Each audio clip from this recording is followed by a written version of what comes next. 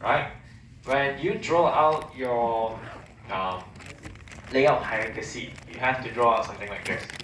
Okay, so you begin with probably this is just a layout, but something similar, right? You have to think of which activities that is actually starting on, that you are starting on. For instance, if you need user to sign in, right? Then you will start with the first activity, sign in here. Okay. Later on, when you go in, you have once you have signed in, okay, what are the selections that the user can choose to go into the next one? So you have to show it in here on the next hierarchy. Okay. So when you have that hierarchy, and for instance, now you want to go into user setting. Okay. Take for instance, this is user setting. Then we will actually from here you have another branch out, and we put in whatever options that user has in here. Okay.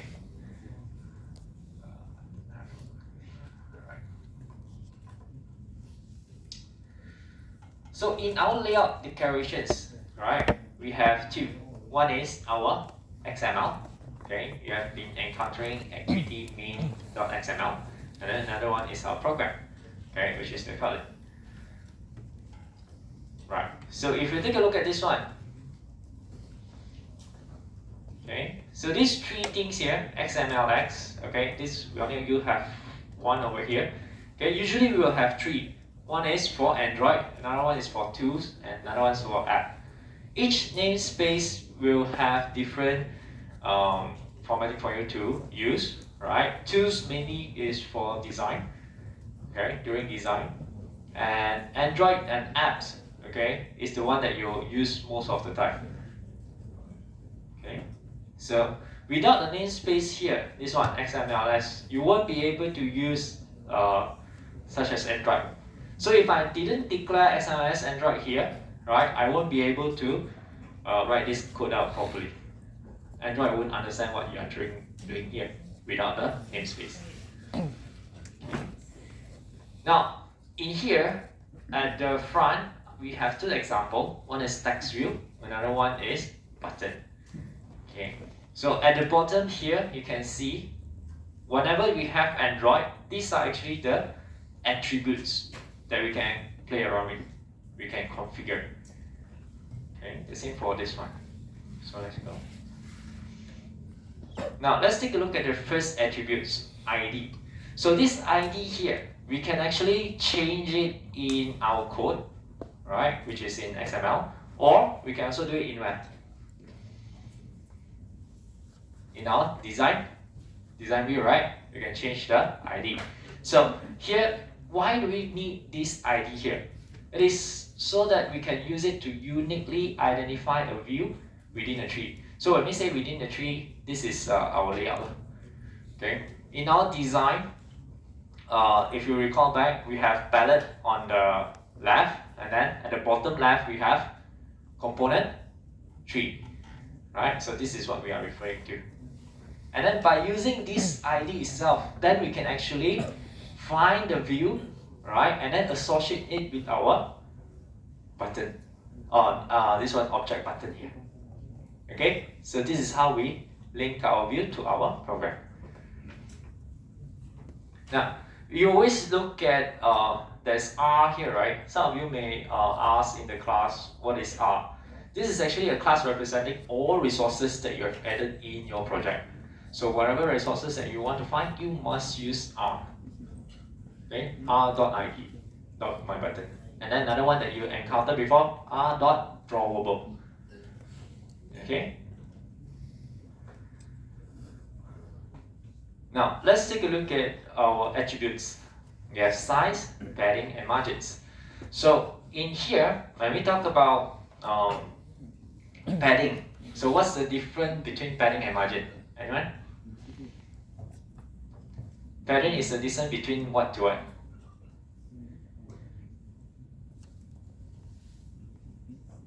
Padding is which one? Is it the inner or the outer one?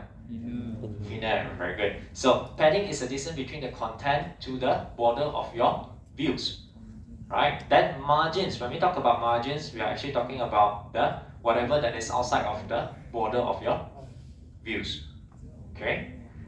So here, right, let's say we have linear layout, okay? Over here we say padding 10 dp, right? So when you say linear layout 10 dp, you can see that the upper top here, right, this part,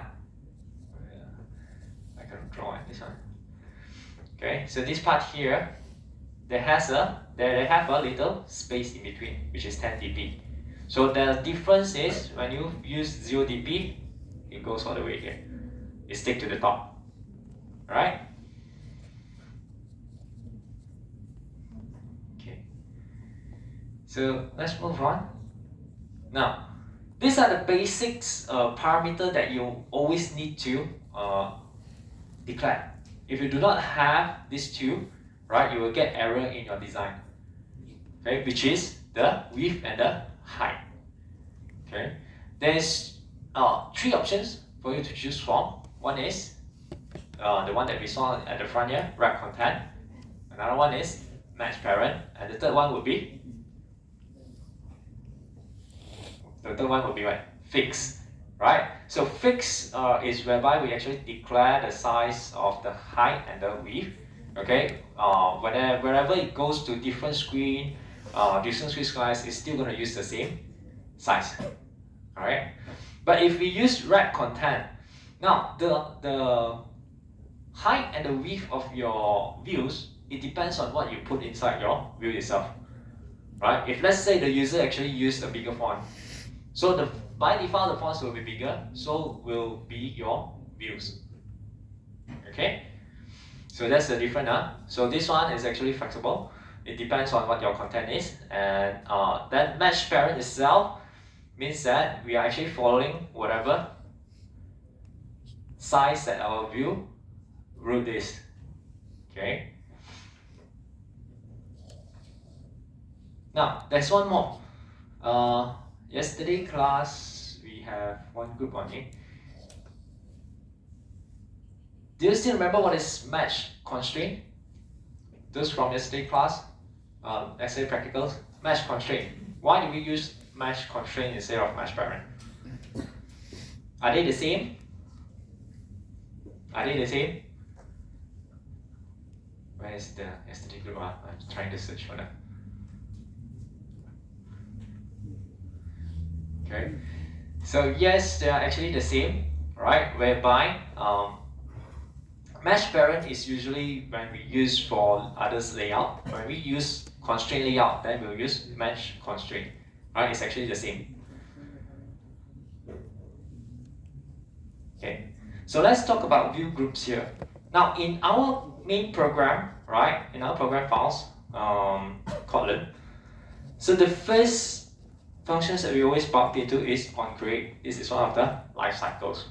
Okay. So in this life cycle itself, right, is we use on create to actually prepare all the resources that we need for our app, and before you actually run it. Okay. So the first thing we need to set is the set content view.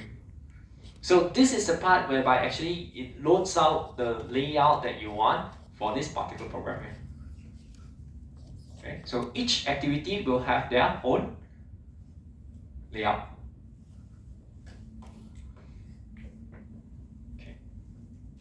So now these are the common view groups that we always use, right? We have linear layout, we have constraint layout, and then we have view, web view, right? Web view here is something that you can actually combine, whereby you just need a portions of the website content, right? Then you don't have to actually purposely create a different setup for it. You can actually just grab it and put it in here. But this is not for the whole web page, just a small portion. Okay? So when do we actually use this? If let's say you have a web app running, okay, or websites running, okay, and then you need that particular information, and you do not need to actually create heavy computations, then yes, you can use that particular web view, right? But you make sure that it is mobile compatible. Okay, and then of course we have our linear layout here. Linear layout, we have two orientations, right? So we have vertical and horizontal. So this is in the one that you see, the example here is in what? Vertical, right? So when we use vertical, it means from top to bottom. When it is horizontal, it is from left to right. And constraint layout here, most of you are going to use constraint layout for this week, right? And constraint layout, the views that you put, you can actually adjust them accordingly, right? And if you want a more flexible layout, then you can go for constraint layout, unless you want it to be fixed, right? So let's move on. So linear layout is actually considered as a static content, whereby all the things are fixed, as we can see. So like I mentioned just now, we have vertical linear layout from top to bottom and horizontal layout from left to right. So this is for static content, right? If you do not have any things that is dynamic means that it will change over time. The content will change. Then you can actually use linear layout if it is not changing. Right? So this is the constraint layout that I mentioned just now. Okay. So whenever you put in a views into your constraint layout, right, you must have one of the horizontal constraint, either the left or right constraint to at least one. Okay. And then the top bottom also must have at least one constraint to another view or the view group itself. Okay.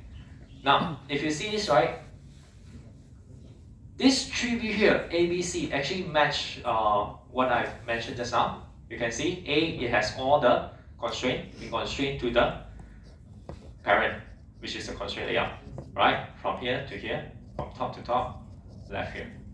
Okay, and then at the bottom, it is actually B actually constrained to A. So A has all the constraint. So B here at the side constrained to A as well. Now C, this is also valid because it has the minimum requirement, which is at least one for the horizontal, and then at least one for the vertical part. Okay, understand this one? Any questions? Yeah. Okay, let's move on to dynamic content. So when we say dynamic content, right, means that our whatever things that we going to show to user is going to be different each time. Okay, then we can actually use layout with adapter. So this adapter here means that we are actually dealing with small data set. Okay, we have list view, look like this, and we have grid view. Okay, so in order for us to do the deal with list view, we actually need array adapter. So this array adapter will actually hold your data that you want to show to user. But remember, this is only for small data set. Right? Means that if let's say you have a selections that is fixed, okay, you have a number of selections that is fixed, but the content you can actually change it, right? Then yes, you can put in array adapter, and then we put it into the list view.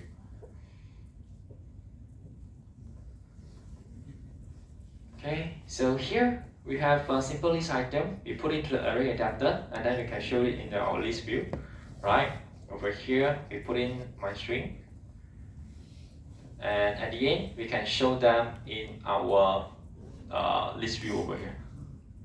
Okay, you can see how we can actually capture what we have in text view. Okay, my string array, and then we put it into the list view. What I'm going to show you later by the end of this class is a recycler view. Something like list view, but in a different nature. Okay, we're going to go through that later on. Okay, so this is a code example for our list view here, right? We have our string. Okay, what we are doing here is actually telling that, okay, I have my variable here, my string array, and I have a group of items, which is item 1, 2, 3, and 4. So I must use array of, right, so that our Android will our colleague will actually understand, okay, we are actually putting in them into an array. Okay, so then we have to declare our adapter, right? And then we have to say what type is this adapter is. So this is string. Now this one, right, you can actually change array adapter. In here, you can actually change according to what you want. Okay, if you have objects, then yes, you can actually declare objects here. Okay, so then you pass in your context, and of course you pass in your layout. How do they look like? And at last you pass in your array here. Okay, then we associate our list view, okay, to the one that we declare in our layout. And how we actually put them together, list view dot adapter equals to the adapter that you actually created. This one here. Right? So on here, of course, when you want to select some of the items, you must set the on item click listener. So in here, you can actually do like calling them what is the ID of the item being clicked, and then according to the ID, you can do responses accordingly. Okay. Now, let's take a look at these apps here, right? The one that we have, the first one, this one will be our YouTube, right? What do you think YouTube is actually using? Which layout are they using? Okay, so in here, right, A, right? So A is actually using what layout?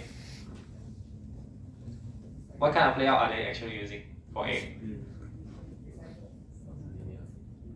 Linear layout? Okay. We have linear layout here. Other answer? You can actually use recycler view, but we haven't catch up to that part yet. If we don't have recycler view, then what can we use? We can use our list view. Alright? So how about the one at the side, the B? Grid view, right? Okay, we can actually use grid view. Why do we actually use this recycler view and grid view here? Because the content for the apps is actually dynamic. It will change. Alright? Now let's move on. Okay, we already know what kind of layout that we have and how do we actually manipulate them. Now we need to know how do we actually optimize our layouts. Okay, how do we want to improve the layout performance? There are three ways. Okay, there are three ways that we can use. The first one is optimizing our layout hierarchy. Right. Secondly, we can actually use reusing layouts with an include tag, and the third one is loading views on demand. Okay. So let's take a look first. Let's take a look at the first one, optimizing layout hierarchy. So between A and B here, okay, make a guess. Which one will have a better performance? Is it A or B? When we say better performance, right, it means that which one is faster in terms of finding the view. If you have view to look for, which one will be better? B, right? So this one here. Okay. So why? In here, this is what we call a flat hierarchy. Okay. When you have a flat hierarchy, you want to search for your views. It's actually much easier and faster to do it. Okay. Of course, sometimes you have no choice, but you have to nest them up. But try to avoid more than 2 levels. Okay. Try to avoid. Okay. If you need to go into another level, then you can actually consider doing a activity, creating another activity to actually hold that one. So with different activity means that you have another view groups to hold your views. Then you will have another flat hierarchy. Understand on this one? Okay. So now let's take a look at reusing layout with include tag. Okay. So in here, for instance, layout A. So if let's say layout A, let's take an example. What can we reuse for? Let's say for a calculator, or in your apps you need to calculate a loan, right? You need the calculator itself. Okay, you already done that layout one time. Okay, and then in another place, right? For instance, the user now is browsing the car. You want to buy the car, but then he needs the calculator, right? You don't have to create multiple same UI again or layout again. Okay, you just need to actually reuse them. Okay, how do we actually use reuse? You need to code out merge, right? This code I will put it into our Google Classroom later, right? An example of how we reuse them, and then you can reuse them in a different layout already, right? So this one I have to show you in the code, so I'll put it up in our Google Classroom. Now, the third one, loading views on demand. Just now some of you are talking about recycler view, right? Okay, so this is what it is. So when we load large data, okay, when we load large data, like emails, video lists, okay, we will actually use recycler view to help you save resources. Okay, but how do we actually use recycler view to save resources? Okay, let's take a look at this one. Now, when we use list view, right, if we had 100 records, then all the 100 records will actually be in the list view. You remember our adapter just now? All the item is actually in the adapter. Okay, 100. But it is actually not visible to the user only. Everything is in there. Right? But in recycler view, it's different. Okay. When we have 100, it doesn't actually load out all the 100 data into your recycler view. No. Okay. It will just load whatever things that the user need. Okay. And then one extra at the bottom, which is not visible. So when you scroll up, right, what happens is the top will be gone.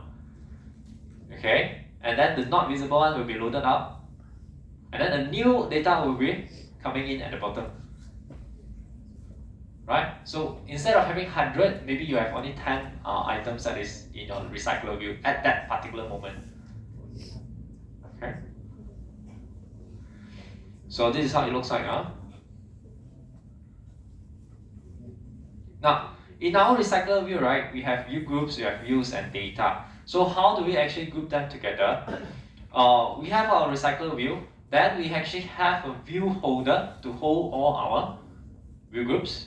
And then lastly, we connect them with the data, which is also an adapter. Okay, then only we will have our recycler view.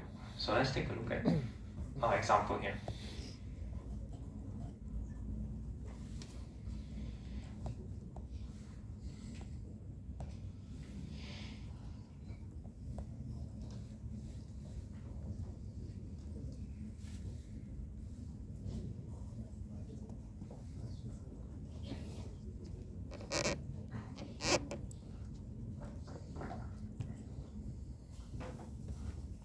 Okay, so if you see at the front, this app itself, we have 11 flowers. So the one that you cannot see, let's say lilac, right? So this is the one that's been hiding at the bottom, and others is actually loaded after if I need that. Okay, so how do I actually do this?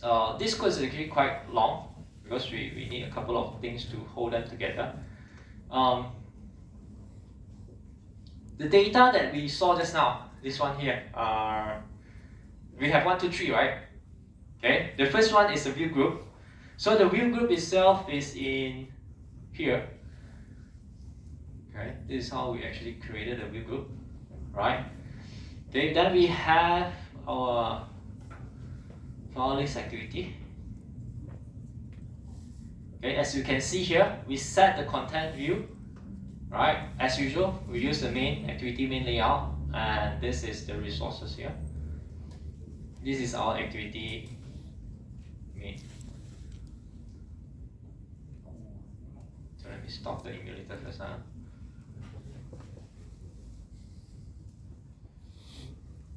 Okay, so this is how it looks like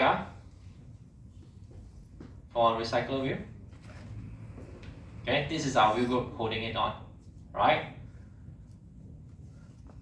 Then we have the next one, it's the view holder. Right? If you take a look at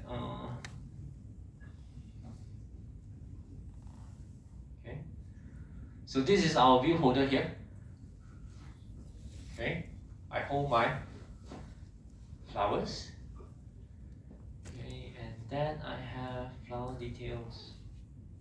This is not the one. Flower item. Okay, so this is another one that you can see when I run my apps just now, right? Okay, you have the image and then the name of the flower. So this is the part whereby I actually hold them together. Hold the two items that I need, and then these two items is going to be shown in our recycler view later. This is the layout. It's going to be repeated. Alright? So then lastly I have my data, which is this one. So I have my data source class so that I can actually create my flower class here. I have one flower class, and then I have flowers. Okay, so this is the part where I actually group them together. You can see, this is the list of my flowers. Alright. So then from here, I can actually connect them to my data source. When I say flower live data, right? Okay, we can actually use this. Now, live data, I'm not going to talk about it today. We're going to talk about it in chapter 4. Okay, what is live data? Okay, because this one will involve view models. I did edit, and actually in this code itself, it has some view models. Okay, but roughly this is how the code looks like. You must have your flower details, what you want to add in, and then your data that will hold your items. And lastly, just now you can see we have adapter over here. So this is the adapter that we are talking about. Alright. So you see on create view holders here, this is the part whereby we actually hold the flower item, the one that you saw just now. Flower item. Okay, this is how we actually collect them together and then put it into our recycler view, the part. Okay, so this code, I'm going to post it into our Google Classroom as well, right? So that you can actually refer to it. But don't worry about the view models and also the live data. So both of this, I'm going to touch it in later chapters. Then you know how this code actually works. Okay, any questions so far? Okay. All right. Let's move on. So these are some of the new layouts that we can actually look at.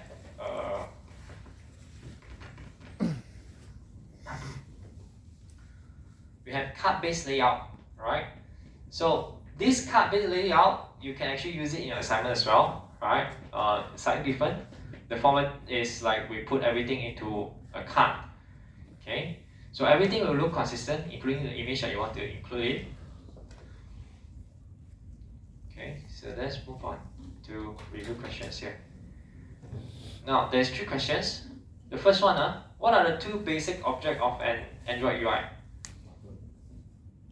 Buttons. Okay. And then?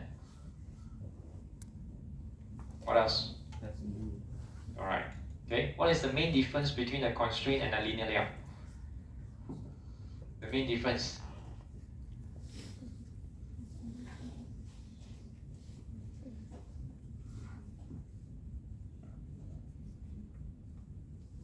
So, constraint layout, you can actually adjust the views accordingly. They can move around the screen. You can place it, and as long as you constrain them.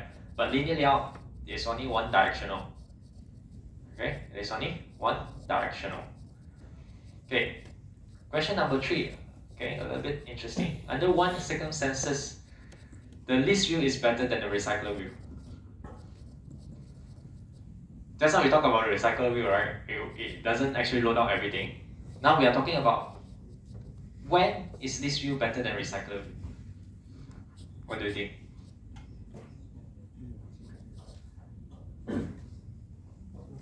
If let's say we have certain data, right, which is static, right, and we know that we only have fixed amount, let's say 10, are we going to use recycler view?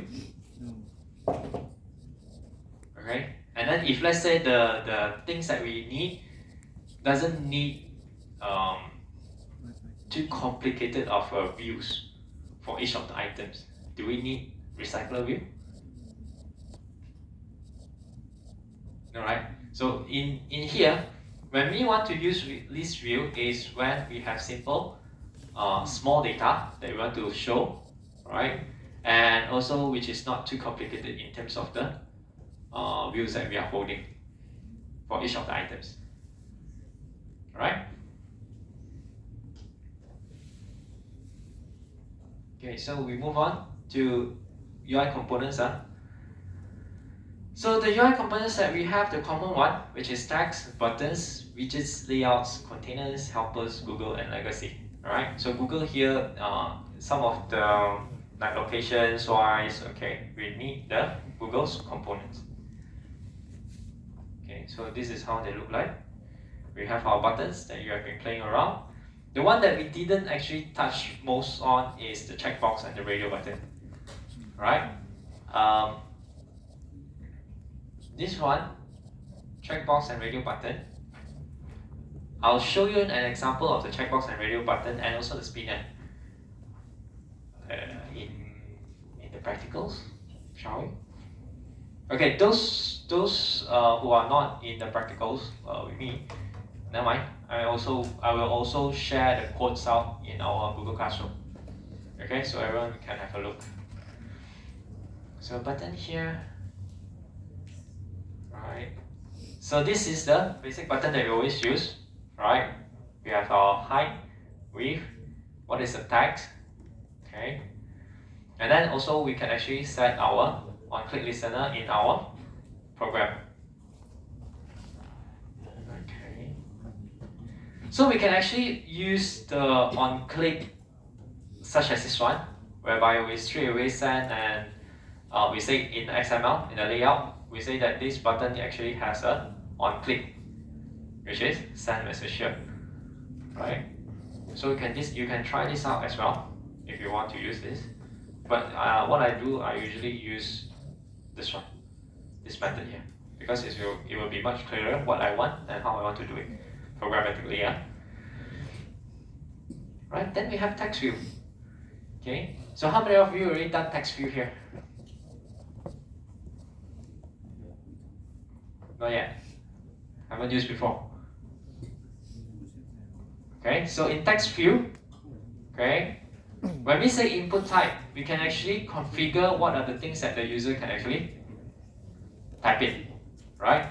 Now, what is the difference? If we say this is a text email address, you can see the image here, right? There's a alias sign at the bottom. So the user don't have to go and search for the alias sign anymore. Right? Straight away, you can actually use it on the screen. Okay? If you use numbers, for example, this is normal text.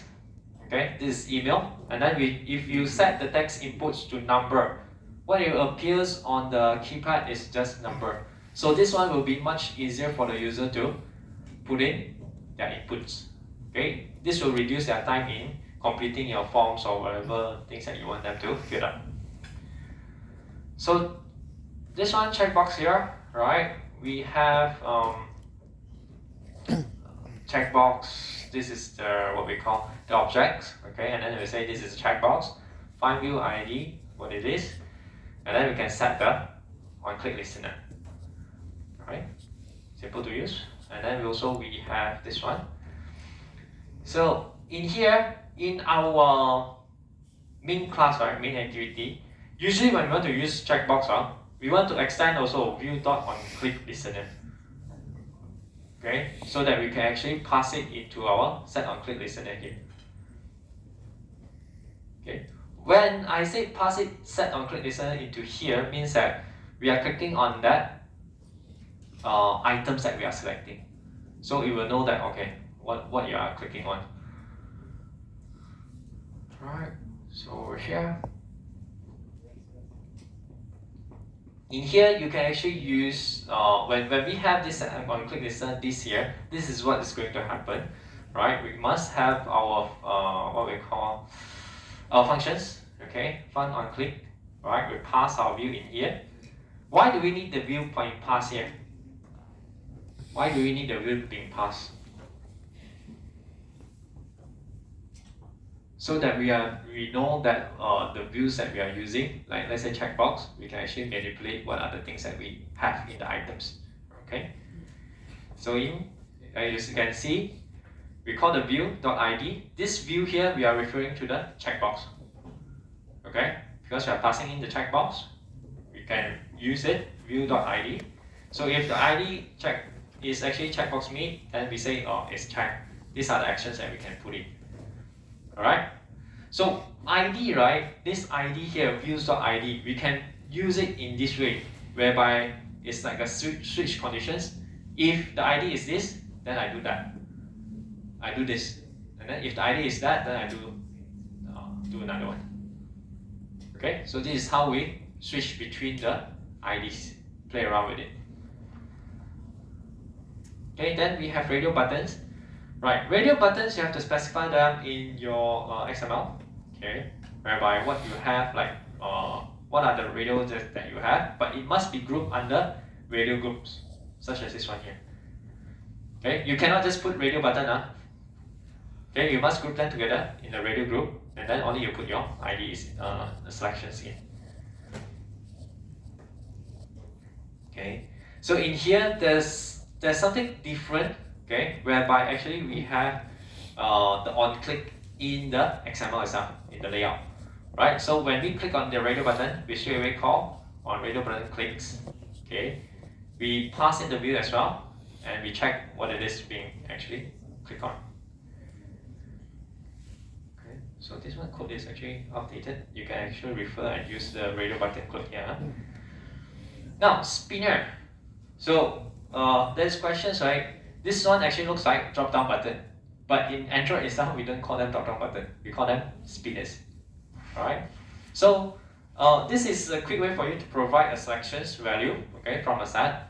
And by default, a spinner shows its current selected value. By default, the first one. Okay. So this one will display a drop-down menu with all the available values that you want. Okay, such as this one here. So this one. For spinner itself, we also need array adapter because we need to hold a small amount of data, right? Depending on what selections that you want the user to key in, then you must put them into array adapter, right? So in here, we have a resources, okay, string array. Then in this string array itself, we have the items. Why do we have to put into string array? It's something like how we declare our strings value. Right? We don't actually just write them out hard-coded. Okay, you can do it using string array. So all this item here is going to be gathered, right? And then we're going to put it into your adapter. We're going to put it into your adapter here. Okay, so this is one way to do it. I have another code that is run differently. I'm not sure if that. Let me check if I can show you here.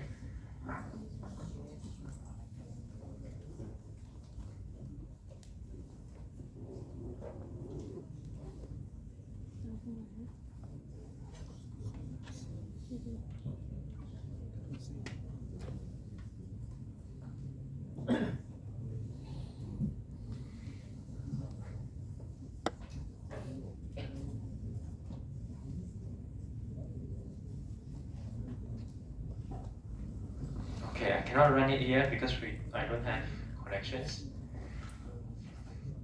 Alright. Okay, I'm going to post the code that I have here in the Google Classroom as well. Right, slightly different, but it's the same way. So this is how we actually respond to the selections. We have item on item selected and also on nothing selected. If there's nothing selected, what you want to do, then you need to call these functions, right? Else you can just leave it as it is. Okay, so now we have these two questions here. Review questions. Why is it important that you specify the input type for each text field in your app? Validation, someone? That's what I mentioned before. We want to reduce the time for the user to complete your inputs, right? Okay, so what is the purpose of adapters for a spinner? That's what I mentioned, huh? What is the purpose of an adapter for a spinner? To hold the data, and then we connect it to our view. Right. Before I move on to the next one, which is view binding, I think we take a short break, 5 minutes. Should we? Okay, take a short break.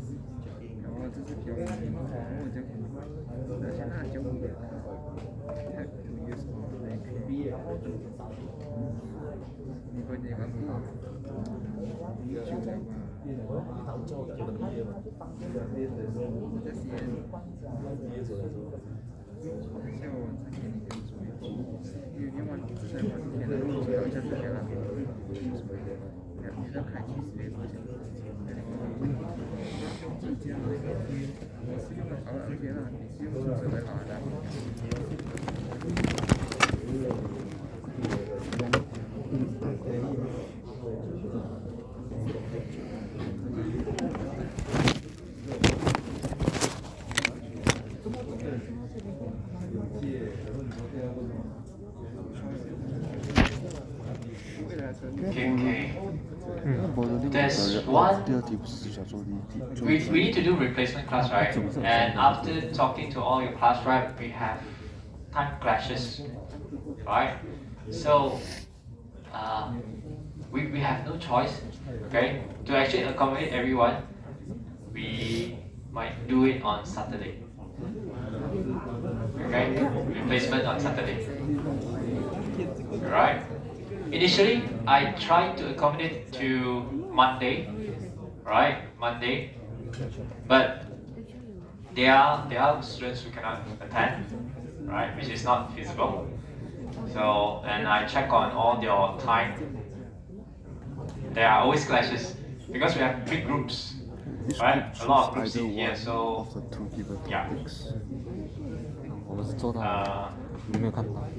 I'll inform your class rep once I've confirmed the date, and they will let you know to see if you're all okay.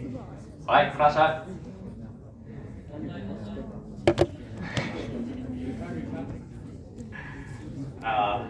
Unfortunately, no, we cannot do online anymore. This is actually being told to us that we can actually have online already. We have no choice.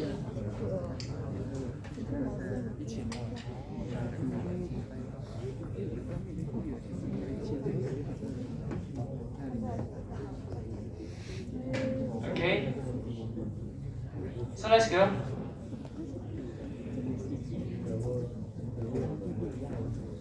This will be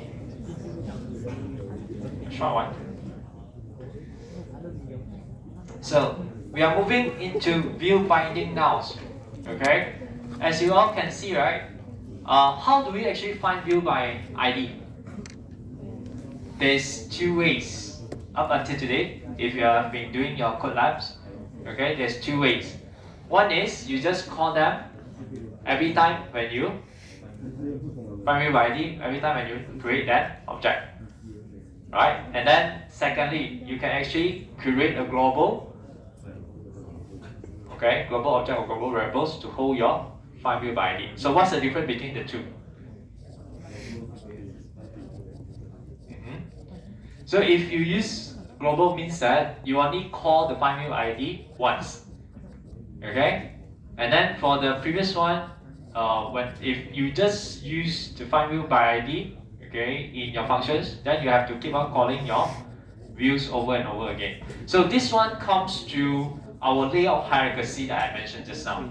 If in a particular functions you are calling for the views all over again, okay, and each time you click on the what we call the buttons, and then you call the views, it will take up a lot of resources, right? So that's why we go for global objects. We only call it once. Now we can actually do it even better, whereby we don't have to find view by ID. Okay, this is what we say view bindings. So these are the traditional methods that we have. We have this one here, right? The one that I mentioned just now. And now we have view bindings. So what is view binding? So in view binding itself, right, what we do is, for all the layouts that we have, okay, all the views in our layout, we can just straight away put them into one binding class.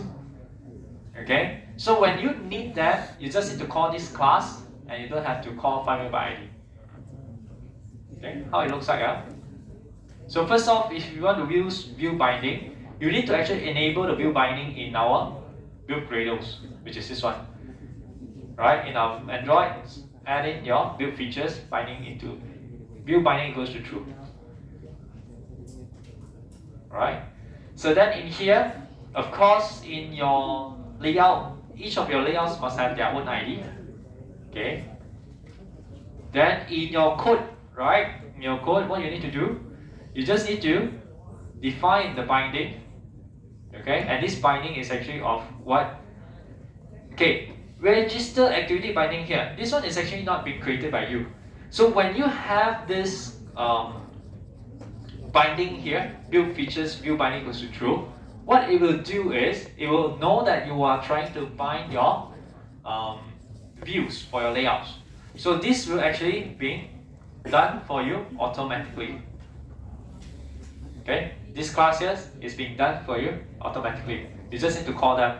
So if you have a register activity, you just need to put the name register, right? And then you will be able to find this one. Okay.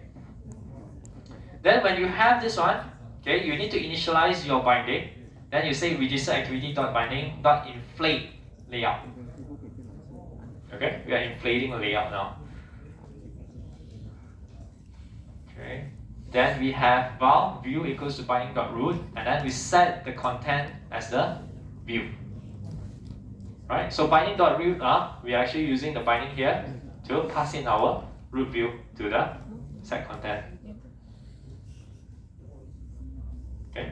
Then as you can see, right, I can straight away manipulate the text view or whatever views that I have in this binding object here. So for example, if I have a text view, I can straight away call binding, call the object name dot text view. Okay, you understand that? Now we don't have to find view by ID because we put everything into this binding object here. We straight away call the ID, then we'll be able to use that already. Right? Any questions for this one? This text view name here is actually the ID, the ID of the views that you want to use. If you have button, let's say done button, then the ID is done button. You can straight away use binding dot done button. Right?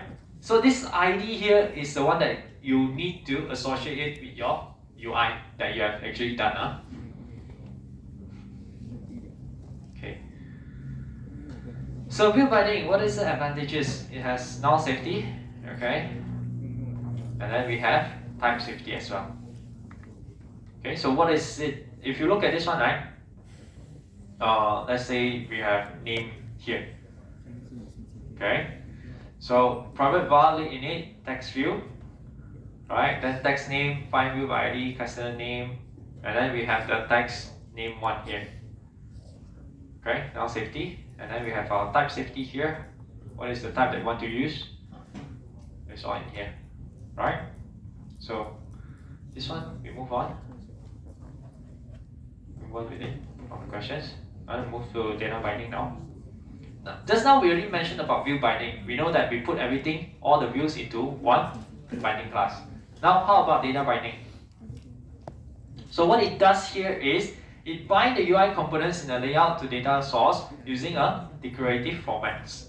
So instead of putting all the data and the UI together, what it does is it creates something like this. Now it has a data source, and then the data source will pass in the data into your layout.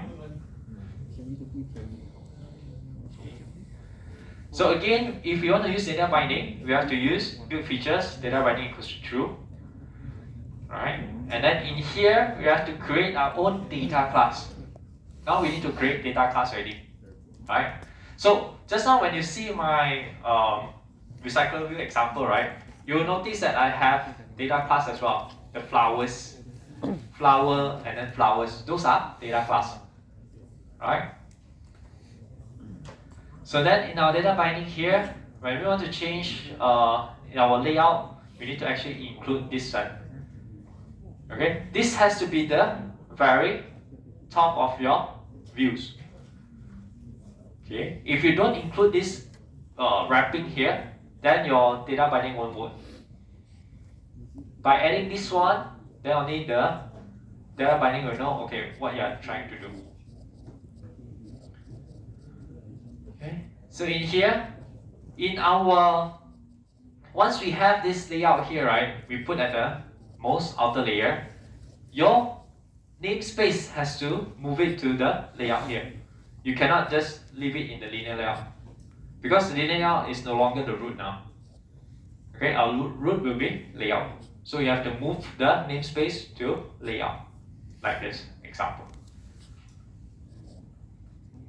Okay, so then in the next step is we need to actually insert our data elements that we created from the data class, right? Then we say data variable name, what is it? And then type is com.example. This is the data class. This is the data class namespace. Alright. So I can let you see back this one. Right? You see, this is the data class. And then from here, from our data here, we give it the name and then we call it as referring to our user data class. Right, then we want to update in our views. So just now, if let's say we already have our variables, right, then we call user.id like this. So what is user.id? So you see here, we give our variable name as user, right? So now that is our object holding our data class. So let's take a look at our data class now. What do we have in our data class? Which is ID and name. So that's why we can actually call user dot ID, such as this one here. Alright, we'll say that this Android text is actually user.id. Then Android will know, okay, so whatever text we have here is actually associated to this data class. Alright, and then the same thing goes for user.name. Okay. Then when we have this, we need to also bind the data to our activity. So we create our binding object, alright. Okay, activity main binding. This one is also created by Android. Once you have that layout tag in between, right, it will actually build the activity main binding class for you. You don't have to do anything, right? You just need to recall back what is the activity name that you are using. Then you just extend it. Okay, activity main binding. Right, equals to data binding.util set content view here. Now, when you set this content view, you don't have to call again a different set content view. It's very different. You don't have to call again a set content view. Then you call r.layout.activity main. Right? And then you say the binding user, okay, equals to user, test, and user. So here, what am I doing for this line of code? What are we doing here?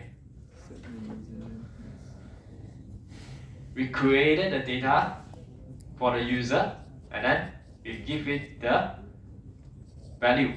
So this is the ID and this is the name. Okay, so this one, skip it. Any questions for data binding? Okay, any questions? We will do this in practicals, then you'll understand more how to actually use data binding. Okay, we're gonna do it next week actually.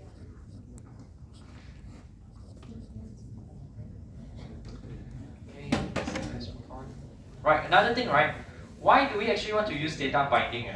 So when you see, right,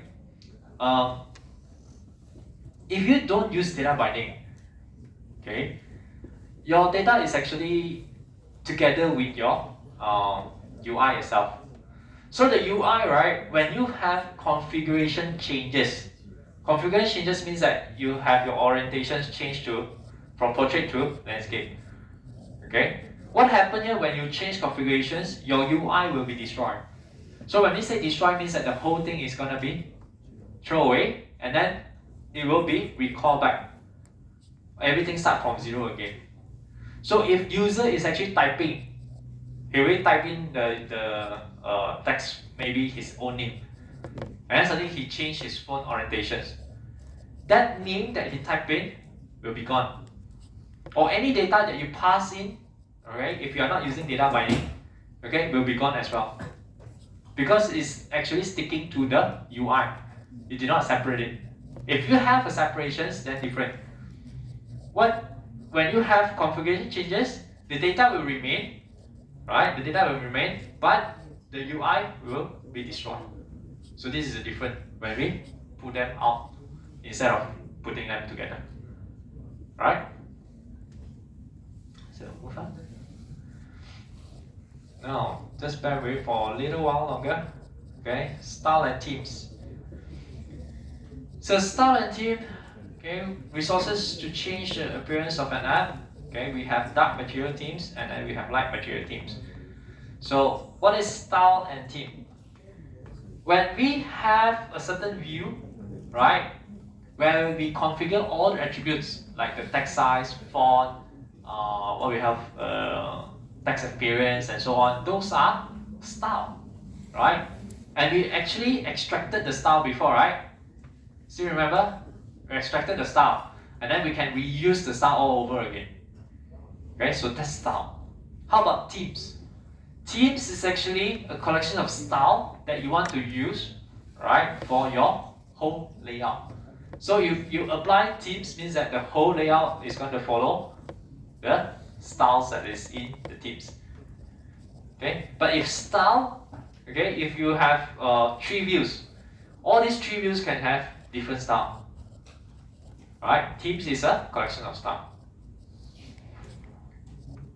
Okay, so customizing the background. So if you want to use a different background, okay, you can go to themes.xml here. Right? You can change them up. So over here. So this one I'm not going to touch it.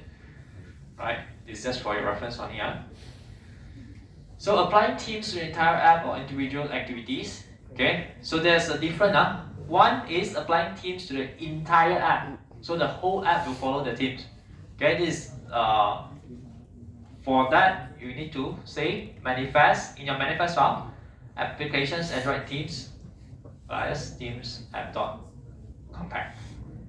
Okay, and then if you want to only apply that particular themes to a single activity, then you just need to change your activity Android themes.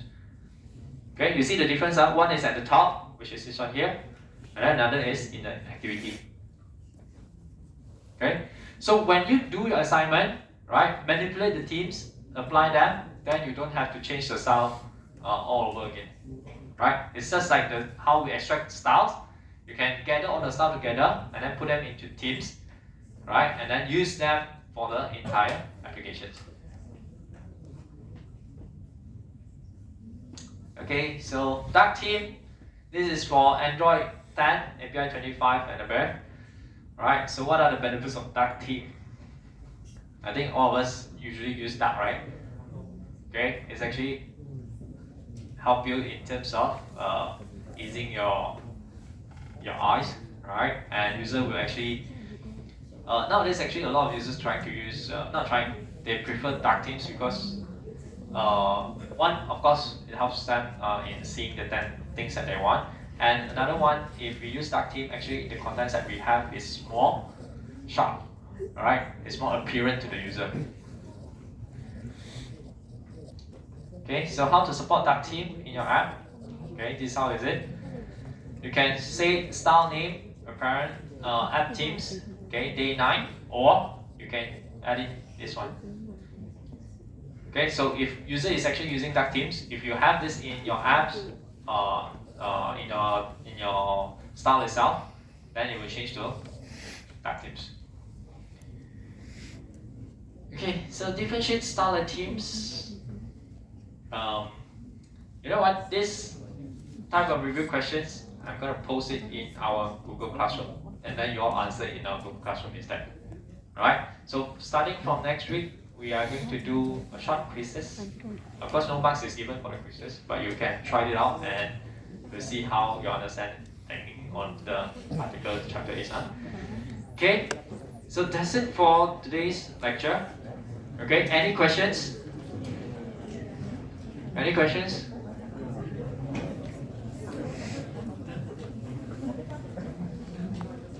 No questions? Okay, so no question. I'll see you all in our practical classes. Alright. I know you all need to go back to West, right? Okay, so I'll let you all go earlier. Please remember to sign in. So those who just came in, this is the sign code. So sign in before you go. Alright, I'll see you all next week for our lecture. Thank you.